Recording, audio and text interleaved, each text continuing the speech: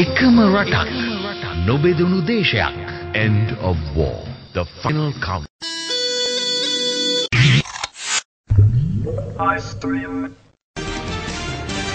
And in breaking news just coming in, the Sri Lankan army says that 2 LTTE leaders have surrendered. We're just getting news coming in. Remember, the Sri Lankan army is on its final offensive against the LTTE, which is really hiding out at its last bastion. LTTE leaders Daya Master and George have surrendered. This is the news just coming in, and that the leaders are seeking refuge with the army. Now, Daya Master is said to be the media spokesperson of the LTTE. And, well, this is the breaking news coming in at this time. 2 high-profile LTTE leaders have sought refuge with the Sri Lankan army. Let me go across to Vivek Narayanan. Vivek, it's a huge blow to the LTTE and a huge success for the Sri Lankan army, no doubt. Precisely, Rukmini, the Sri Lankan army's blitzkrieg continues. The capture today of George and Daya Master is significant. Daya Master personally, because he's known as a person, as the international face of LTTE to an extent. Whenever an international journalist steps into LTTE territory, Daya Master was the points person. He used to take all the journalists around. I have met him many a times. He would usually debrief us, speak to us, and take information from us, and also introduce us to the senior leaders at that time, like Tamil Chelvan, and facilitate interviews. Daya Master was the one person with whom the international media and the rest of the world used to interact with.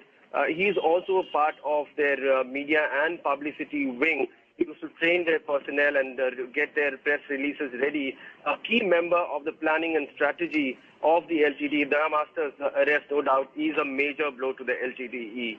Rukmini? Right, Vivek, is this also indicative of the fact that Prabhakaran's fight is really coming to an end when his own people have started caving in right now and surrendering? Well, we never know about Prabhakaran's fate. Now, Daya Master is not a frontline fighter, mind you. He's a media and publicity wing person. So the key person there with him have still not surrendered, whether it be Potu Amman, Prabhakaran's son, daughter, or people, the black commandos who are known to guard him. These people have not yet surrendered. What the Sri Lankan army sources tell us is that anywhere between 700 to 1,500 hardcore LTTE fighters are still enclosed in that area with about 1 lakh plus refugees. Now, this is a tough task. It is not yet over, but in the next 24 hours, there would be some crucial move on part of the Sri Lankan army. We can, in fact, expect the arrest or killing of Prabhakaran in this time. Rukmini.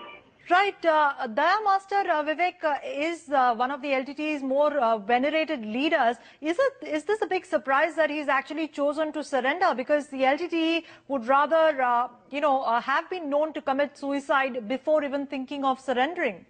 It is very intriguing, especially for a person like me who has known Daya Master over phone. We have spoken in person. I have spoken to him many times in Kilinochchi, in Sri Lanka. He is one of the people who are part of the indoctrination process. He trains young tigers. He's the face of the LTTE. He speaks with the international media. He issues press releases. He gives phone interviews. Now, if this man has surrendered, it is either with a purpose, surrendered alive. Otherwise, like the usual LTTE cadre, he would have bitten the cyanide capsule. එකම රටක් නොබෙදුණු දේශයක්. End of war.